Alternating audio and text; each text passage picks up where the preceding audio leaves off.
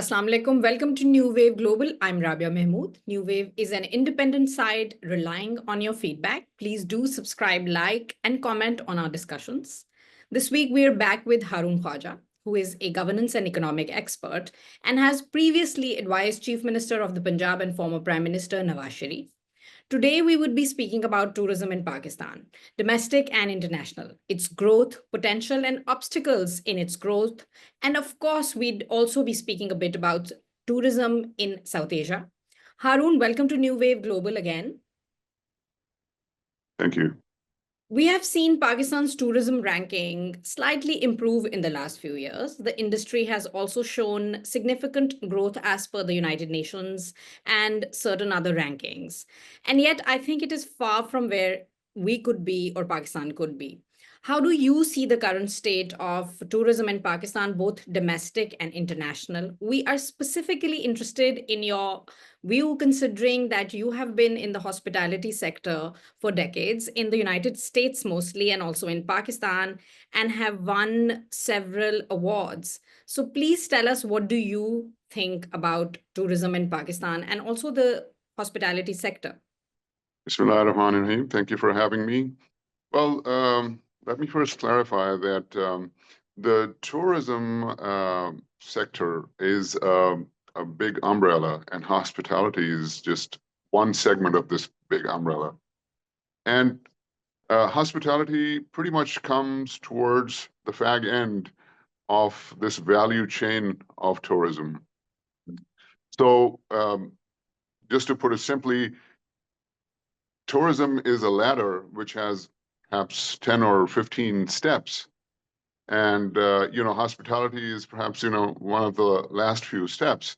But because this brick and mortar is something that people can see and identify, and it, has big brand names on these hotels mostly. So, people relate to them. And it's very easy for them to think that, oh, well, hotels are what define tourism, which is, not necessarily true, because there's a lot more involved in tourism. The other thing that one needs to understand is that, to understand tourism, you have to start from ground zero. And as I said, it's a value chain that you have to build. So the fact that a country has a lot of areas, a lot of natural beauty, a lot of things to show to the rest of the world and to attract tourism does not mean that it is prepared to do that. And often what happens is that if a country is not prepared and starts inviting international tourism, or for that matter, domestic tourism, it will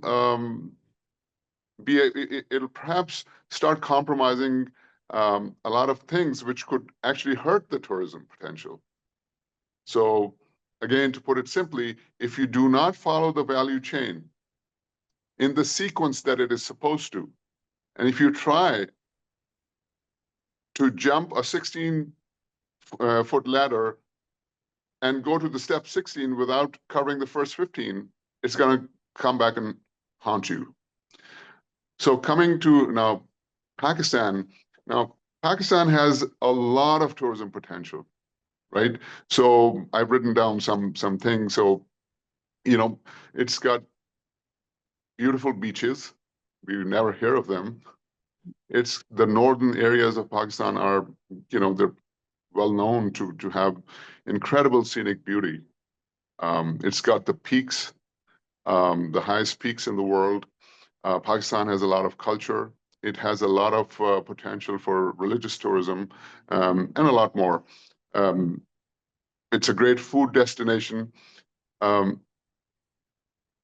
for Pakistan to exploit its potential, again, it needs to go back to the value chain. Before you start advertising Pakistan on the world stage as a great tourism potential, because the potential is there. So the ability to market is always there, but you don't want those tourists to buy into that marketing, come to Pakistan and realize, well, the infrastructure is not there. that value chain is not there. So as we progress in this program, I'll talk more about the value chain if you have any other questions. Yes, no, please, can you just get into a bit of the details when it comes to our growth that we have seen to a degree? I mean, if you just look at numbers, and what have been some of the obstacles in your view and according to your research, in terms of increasing tourism? I mean, one big concern, which of course I wanted to get to eventually, is security and also the quality of services provided, right? We do know that yes, there are gorgeous places to go to. Part of there are parts of countries which are not accessible. Then there are parts of countries where you could travel to, but you would not get those facilities that one would if I were to go to like a smaller town in, say, Sri Lanka or even Thailand for that matter, which is a very developed tourist destination. But in Pakistan, we don't really think about those things because we don't know how are we going to like go ahead and pursue domestic tourism. Mostly everyone's going to the north. If I'm not, I mean, you can correct me here. So can you speak to us about, this um, this ladder that you're speaking about, and what are the issues there first? Okay, so let's put things in perspective. Let's see where Pakistan stands, on the world charts in terms of tourism. So out of 119 countries in the world, Pakistan ranks 101. So there's 100 places, 100 countries in the world, which this chart says are more preferable to go to for tourism. Um, just to give you a regional example, a comparison, India is ranked, I believe, 39, yes, and Sri Lanka is 76. So, and then comes Pakistan and Nepal. Nepal is 105. You'd think that Nepal is a great tourist destination, but because of the things that are involved in calculating this index, Nepal is even worse than Pakistan, and Bangladesh is 109. So that's where we stand, in comparison to the world. Just to also give you an example, UAE is number 18.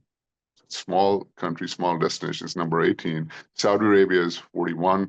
Qatar is 53. The top 30, which include mostly European countries, United States and Japan, they comprise of 75% of the tourism GDP in the world. So the international tourists, which are around 1.5 billion per year, perhaps 1.5 being expected in 2024. In 23, the numbers were 1.3 billion. And the GDP is about 1.4 trillion. This is 2023 numbers, right? Which is 1.3% of the global GDP of 105 trillion. So this market, tourism market, was in 2023, $1,400 billion. That's kind of mind-blowing numbers that we are talking about. And potentially 1.5 billion people travel every year now. So the countries, France, 90 million tourists, Spain, 72 million, USA, 51 million, Turkey, 51 million, Italy, 50 million. So, I can go on and on. These are the top 10, 20, 30. They're the main ones, and the top 30, they actually capture 75% of that 1,400 billion tourism industry. Right? And India is not in the top 30. Pakistan is 101. And, other countries, Nepal, Bangladesh, and all that, they're further down. So that's where we stand. So from the perspective of, South Asia, there's a lot of work that needs to be done. It's not only Pakistan, right? And we'll talk about it more. India is also not out there yet, despite its, and we'll talk about the strengths and what things need to be done. So there's a lot of work that needs to be done in South Asia about it. Now, coming to your question specifically about Pakistan. So Pakistan has estimated about 2 million tourists a year. And most of these 2 million people comprise of domestic tourists. Hmm. So because of the population explosion in Pakistan, there's a lot of pressure on the domestic market where, due to inflation, due to travel restrictions, getting visas and things like that, people then, then they get out of their homes and they head towards the north of Pakistan. And every year you might have heard that, there's road closures, there's like overabundance of tourists.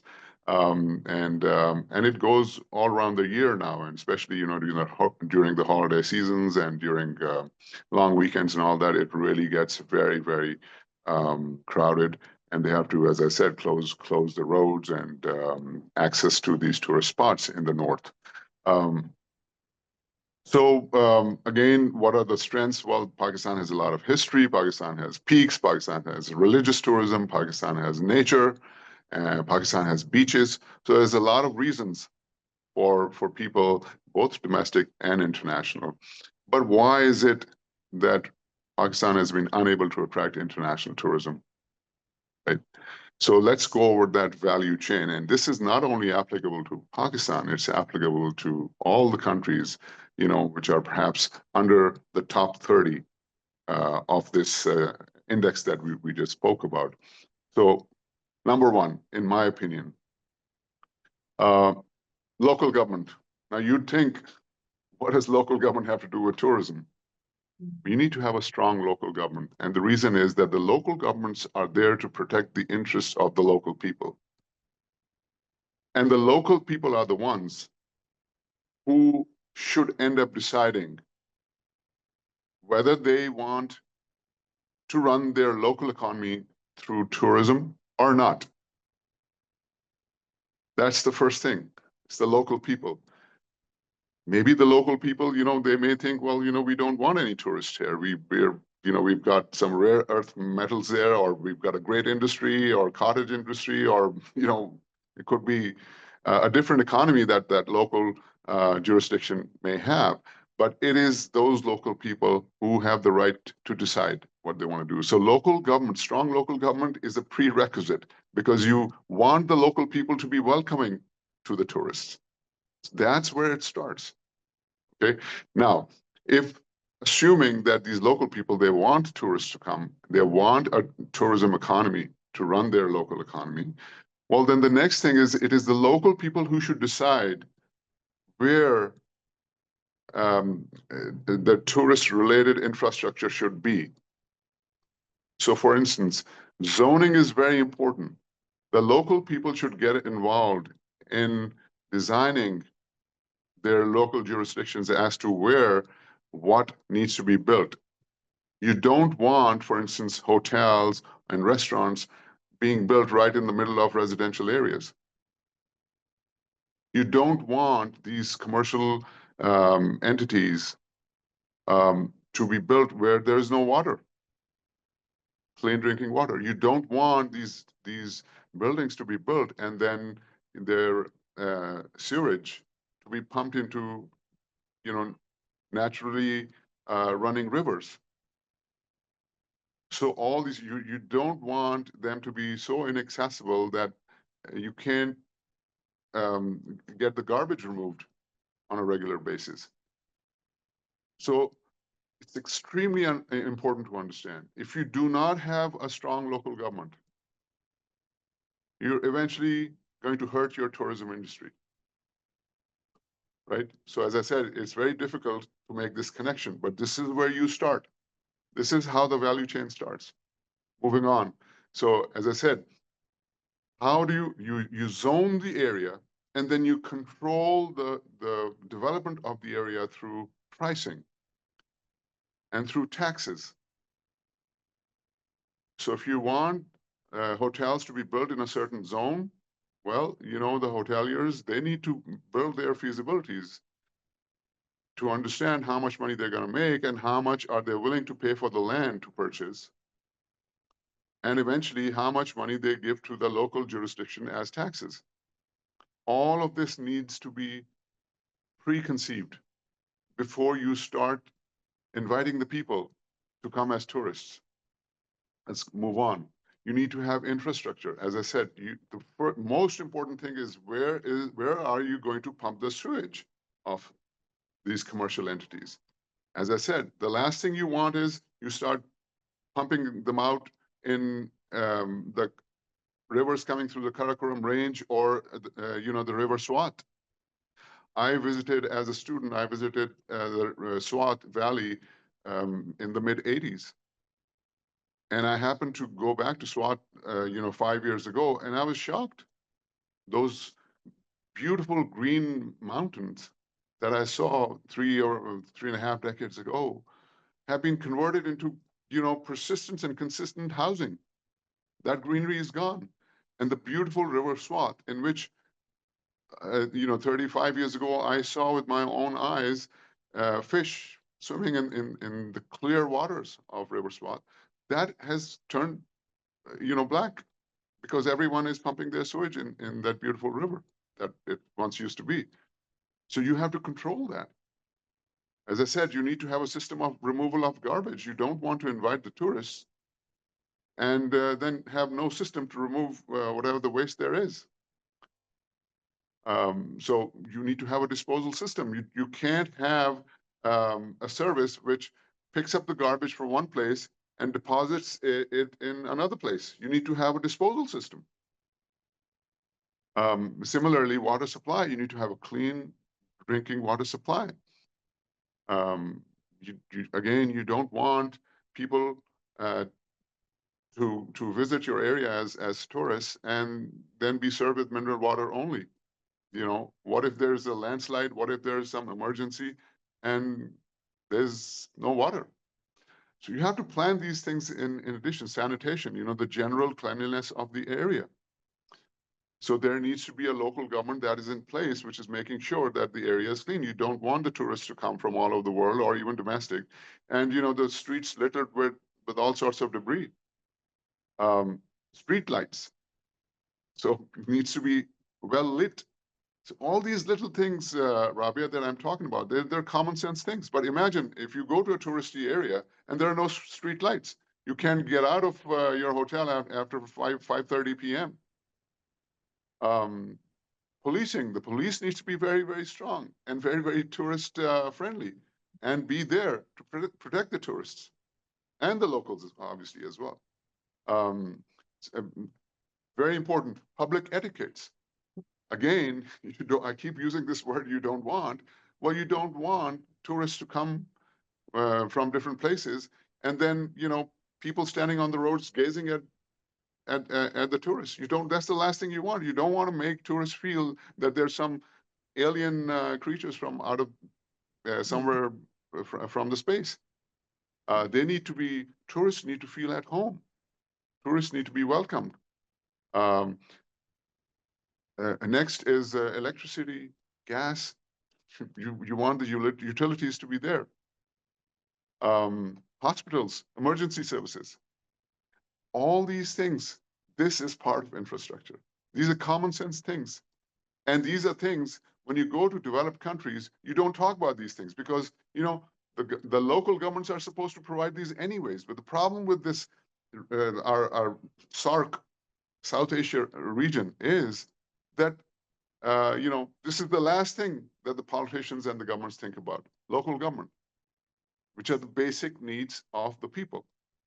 So please do not even start thinking of tourism if you're not providing the basic needs of the people, because this is exactly what the tourist needs are, because they're also human beings. Their basic needs are the same as the local people, right? So this is a little bit about infrastructure. I have a few more points, but if you have any questions.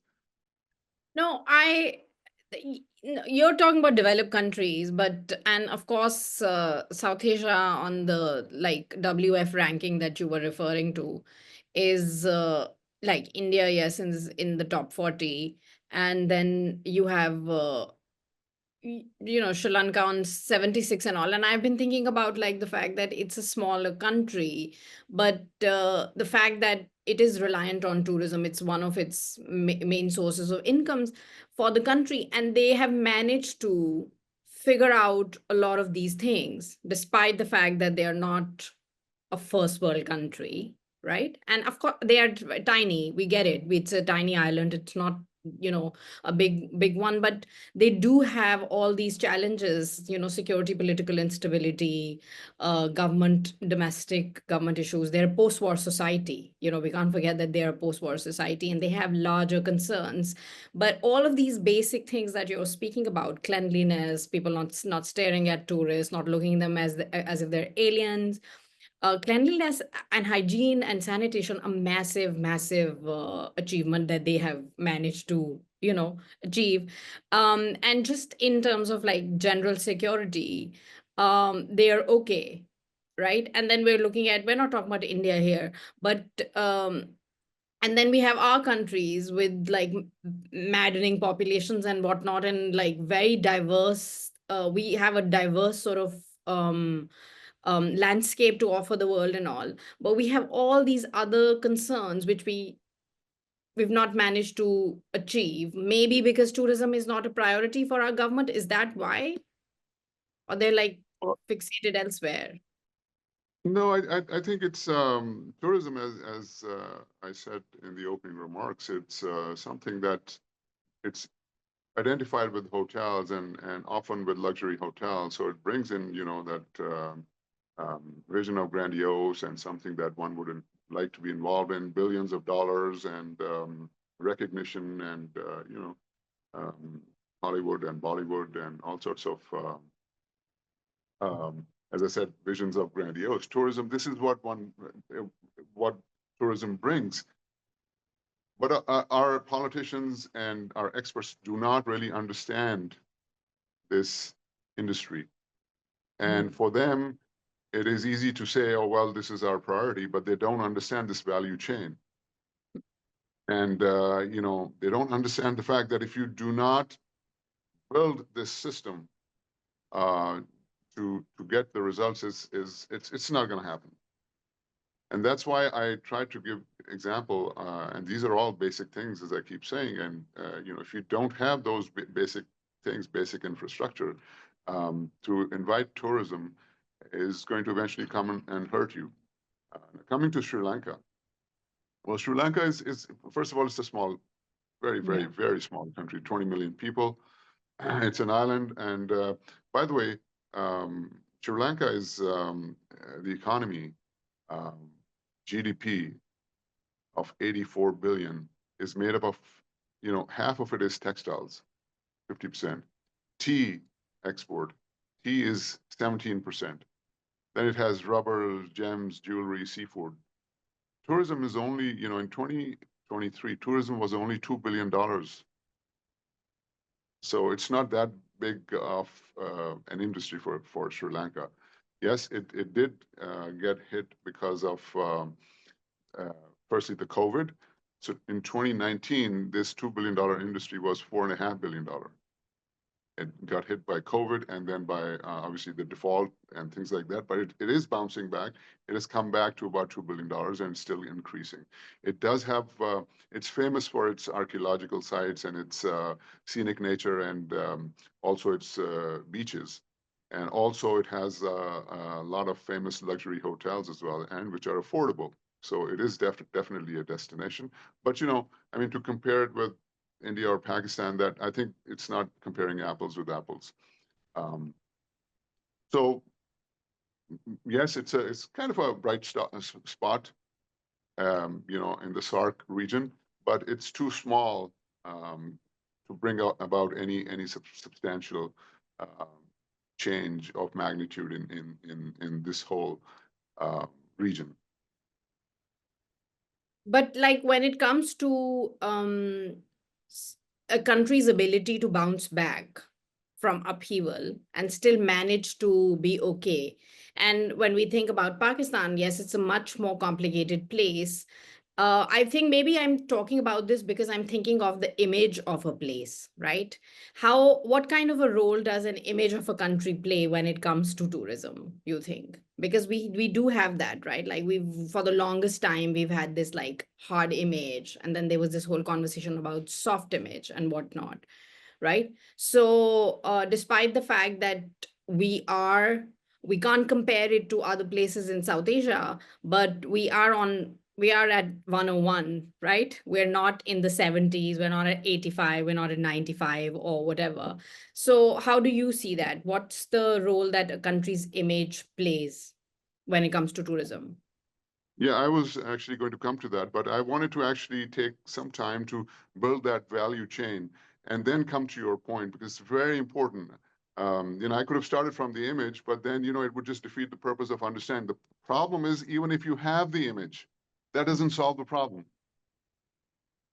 Even if you have the image and if you don't have the infrastructure, you're not going to get anywhere eventually. People are going to come, yes, because you have this all these things to sell, which perhaps these peaks, these beautiful scenic places, beaches, and whatever you have to offer. But once people come and they don't find the infrastructure, they're not going to come back. So even if you have the image, we'll come to that image thing, but let me just bring in a couple of other points as well. So now you provide the local government, you provide all this infrastructure. The next thing is, okay, now imagine if someone wants to come to Pakistan from a European country, well they need a visa. Okay, imagine them walking into Pakistan embassy and imagine what happens with them. To get a Pakistan visa is, not the easiest task in the world. And the tourist has to go through a lot of hurdles. So which brings me to the point that only those people are going to come who are really, really who've checked off everything else in their tourist destinations, and they want to check Pakistan as well, come what may. So you have to be very, very tourist friendly when people come to your embassies in the world, right? Transportation. Now you give them the visa, they fly down to Pakistan. Okay, well, first they have to fly to Dubai, then they have to wait several hours or maybe a day, and then take a connecting flight to Pakistan. So the number of direct flights, the ease in traveling is another issue. So as it is, we have problems. Very few countries are flying direct to us, and vice versa. We have a problem with our airline. Our government doesn't seem to know what they want to do with PIA. Um, well, now, so a tourist goes to your embassy, gets a visa, somehow able to board different flights and come enter Pakistan. Well, how is that tourist treated by, the immigration? Often they're looked upon as, with suspect, or else people back there in the customs would look at them thinking, well, US dollars, their wallet must be carrying US dollars. So, all sorts of things. You need to ease these things. You need to make this experience of the tourist a very, very pleasant one, a welcoming one. Okay, now the tourist comes out, taxi. Well, a tourist needs a taxi or a transport, in which the tourist feels safe. So you need to have, reliable taxi services, and as it is in any other kind of developed country, you sit there, there's the driver's details and everything, credentials are all there. The passenger can see those details, and there is emergency numbers all over the place. So and most countries now have live streaming going on, during the drive of wherever they're going. So very important. These small things. Then you come to the transport, the infrastructure of the transport, the rail, the road, the air. Do you have that infrastructure? These beautiful places. How do you get there? Do you have flights connecting your big cities to somewhere close? to these remote areas, and then you have those road infrastructure that drive you down to where these remote places are, and then you eventually come to the brick and mortar infrastructure of hotels. That's where hospitality comes in. And hospitality, again, it's a field. It's not only a building. It's every room of a hotel is like a home. It needs to be like a home. It needs to provide you the comfort that you would expect to have in your own home. So you need to have trained staff. You need to be able to provide, a reasonable level of services. You need to have guides. Where do these people go? Um, People need to be out there to tell them what to explore. You need to have eateries, things to do. All these things need to be in place before you go start marketing your country to the world. And finally, now let's come to your point of the image. You have all of this, and then you have that hard image, and you have, law and order issues going on, which are making headlines in New York Times and Guardian and all those international newspapers. Of course, that's going to kill all your effort that you put in for this infrastructure. So yes, absolutely, the image is very, very important. My last point is, you compare Pakistan's image with India, right? So there's a 180-degree difference. My opinion is that Pakistan, for the past 75 years, has been working to create the image that India has, because Pakistan has acted as a buffer of all that comes from Afghanistan. So Pakistan has been fighting everything that has been coming from Afghanistan and has been stopping it from getting into its neighbor, India. So India, if it thinks rationally, Pakistan has done a very, very big favor at its own expense to India. I want both countries to be friends and neighbors. You cannot change your neighbors. So, we need to learn to live together and live in peace and harmony. We need to sort out all the issues, and it'll the world will be a much safer and better place if these two countries, are somehow able to sort out their differences. Yeah, we're talking about you were explaining the visa situation, and we can't even travel in South Asia very freely. It's traveling to Bangladesh is not very accessible, and likewise for them, vice versa. And then India and Pakistan, definitely not. And you have Nepal and Sri Lanka as neutral countries in the region. And even when you're working, if anyone's working ever on India Pakistan thing, like visas are a big concern. So you think of going towards a neutral place for meetings and whatnot, as you know this. Or you go to Thailand because that's another neutral place for the region and more accessible, just like thinking of the visa situation.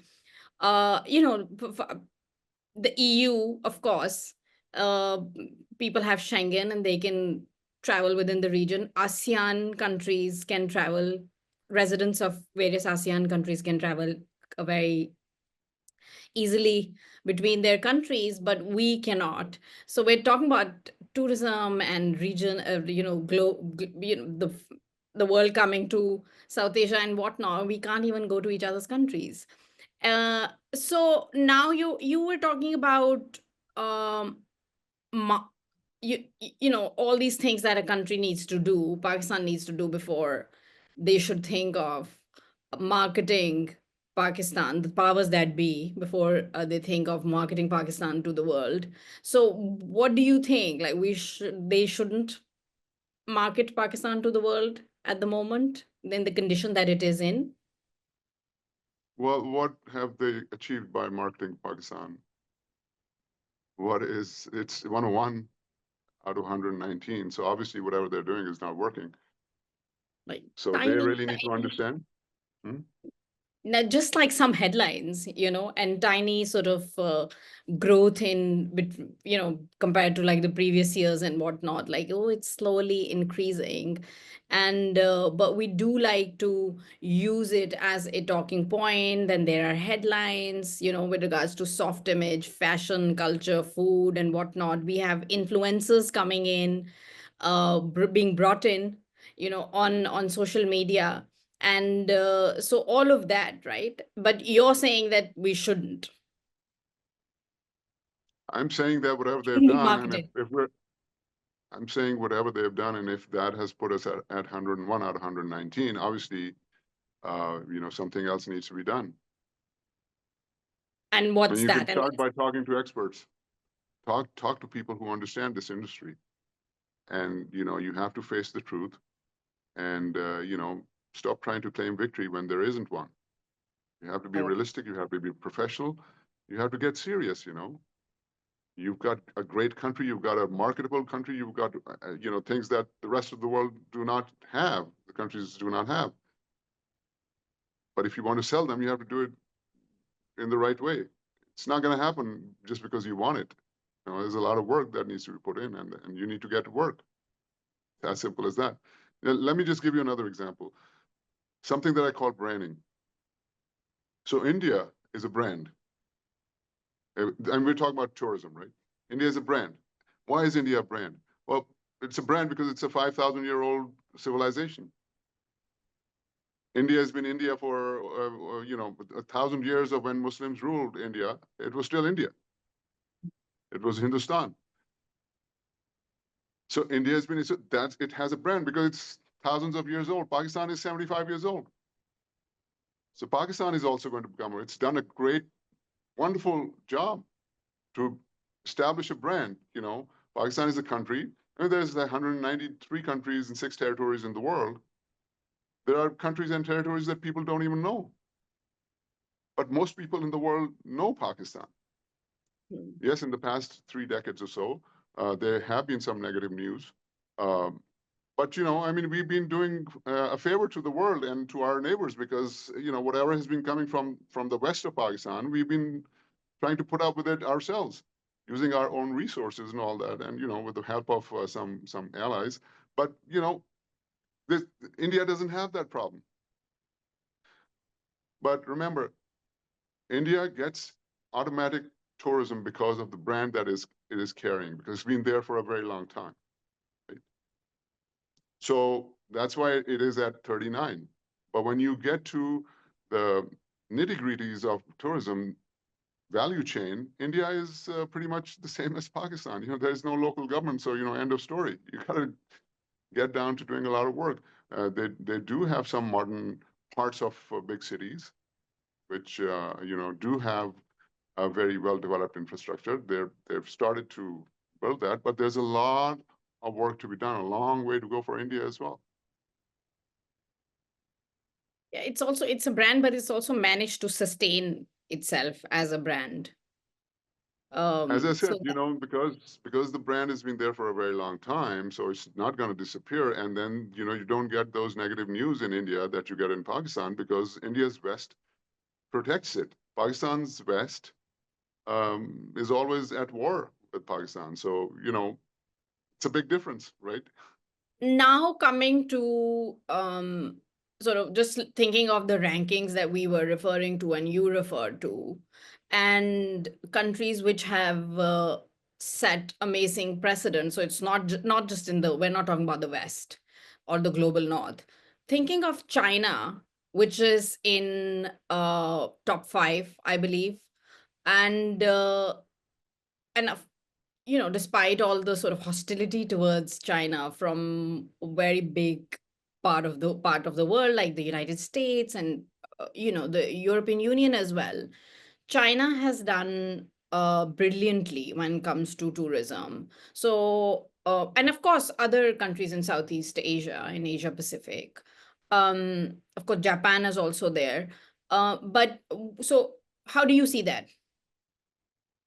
Well, China is very interesting. So, I don't have to say anything about the infrastructure in China. and the way the Communist Party works and all that. It is kind of a local government. The success of the Communist Party, I think I spoke about it in one of the programs, is that, it is a local-based system. It starts from local government.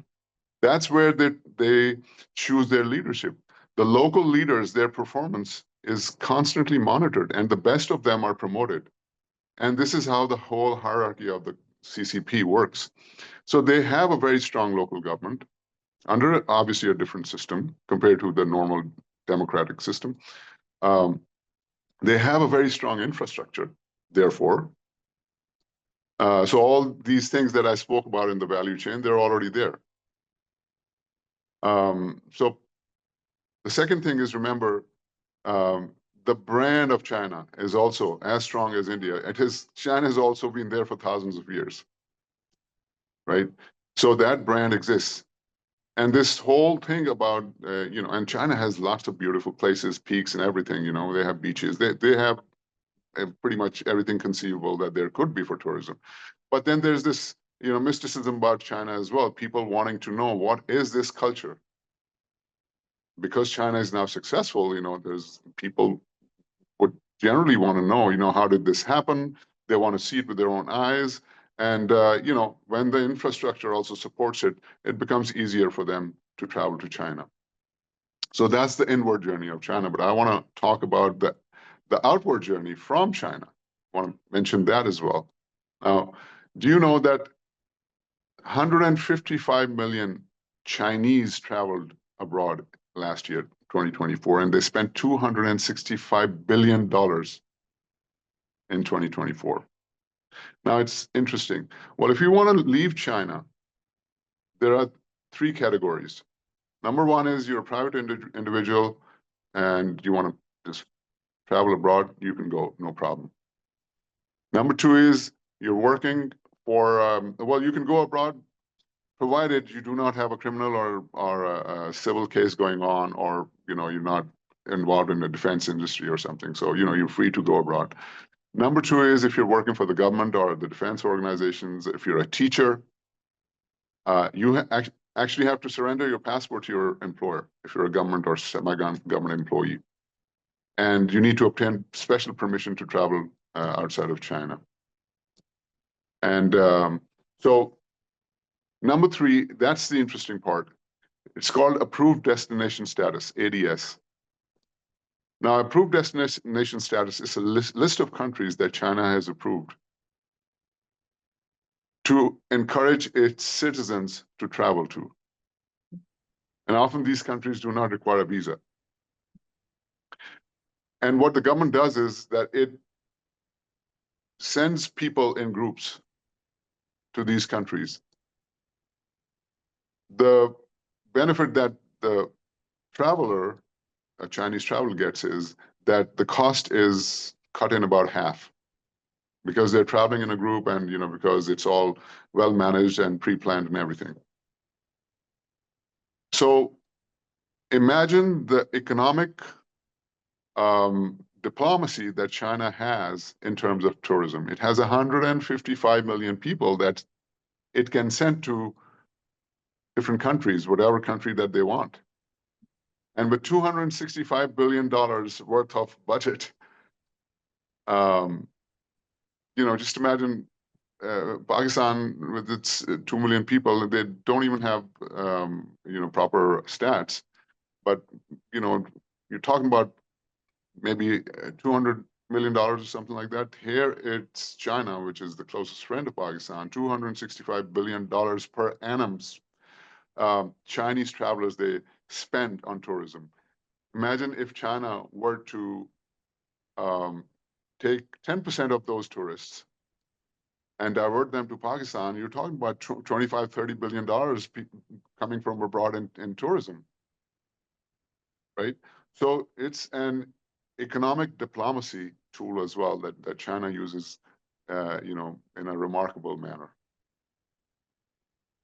Yeah, I find that fascinating, right? Because you look at these other indexes, if you want to think about like, oh, China is a repressed society, there is propaganda there, the entertainment is controlled by the state and whatnot. So there are all these sort of, when it comes to image, that's how the West sees it, and I keep on referring to it because that's where the headlines are of international media, right? I mean, the headlines are, oh, China is just repressive towards its writers, its activists, its artists, and yet everyone wants Chinese tourists as well. Anecdotally speaking, you're speaking on number. Like anywhere you go in the world now, you see a Chinese tourist. You also increasingly see South Korean tourists now, but you definitely see a Chinese tourist everywhere in the world, like an African country, in Europe, in the rest of South Asia, in of course definitely in ASEAN. So so that's that. Okay, so any last words for Pakistani um, powers that be? My last word is, as I said, that Pakistan is a beautiful place to travel to. The people are extremely hospitable. They are naturally hospitable. They welcome people locally as well as international people. Um, I think the governance structure in Pakistan that I've been advocating for 28 years now needs to be looked at um, very, very seriously. Um, there is no reason why Pakistan cannot climb up this ladder of tourism and be one of the, initially maybe not the top 30, but maybe the top 50 destinations. I have absolutely no doubts in my mind that within a few years that is possible. Um, the brick and mortar infrastructure, it's a medium-term strategy. It takes 3 to 5 years and all that if you have the right policies in place. But, to have the right policies is no problem. You can just get a group of experts together, and there's many Pakistanis who are experts in these fields. You need to get them together and put in a policy in place within the next few months. I'd say, with the first half of 2025, put a great policy in place, which is not only tourism policy, but build the value chain.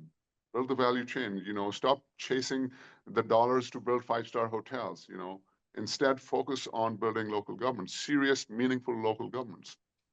And remember, you need to protect that environment that you're selling. If you open it up without planning to the domestic industry, tens of millions of people visiting these places without the infrastructure, they're going to end up destroying the very environment that you're selling or you want to sell. So you have to protect that. In order for that, you need to have a policy in place. You need to have local governments in place. And it goes the same for India as well. You go to these big cities, Mumbai and all that we all know, the ocean, the shores of Mumbai, they're also black. They smell of sewage because they keep pumping, the waste into those. So we need to stop doing that. We need to preserve and conserve the environment. That is going to make our countries even more marketable. We've been blessed with an area which perhaps is comparable to the best scenic areas, tourism potential in the world. We need to join it together with the right policy and the right framework and the right value chain. I want to say one more thing, Yes. just a quick one, Rabia. It's actually an experience that I personally have every year. So you mentioned about Schengen and the ability for the Europeans to travel throughout Europe without any restriction and cross the borders without visas. We need to have the same understanding between the countries in the SAARC region, at least. And let me tell you that just one thing that has opened up this, the religious tourism, between the two Punjabs and the Sikh Yatris, they come to visit their holy sites in the Punjab side in Lahore. And, in our different entities, we accommodate them. And, they tell stories about how they're welcomed in Pakistan. One of the ladies, she was telling me that she would go and shop in Liberty Market and different places in Narkali and all that. And, the shopkeepers, they would refuse to take money from them. She told me that one of the gentlemen, he told me that he'd go to a restaurant and, when people would come to know that they're from India, they'd say, well, please, no, this is for free. You're our guest. This is you know what, it's a heart-to-heart thing. People on both sides of the border, they love each other. They love to travel. They love to, you know, exchange visits and see what's on the other side. So let us not make this border an iron curtain. It's pointless. You know, countries, the world has learned from it. Walls have come down. We need to sit down, sort out the issues, and move on for the sake of the people, for the future of our countries, and you know, better lives of our citizens. And on this note, I'm going to say Khudafis to our viewers and thank you for joining us this week as well. Thanks for watching.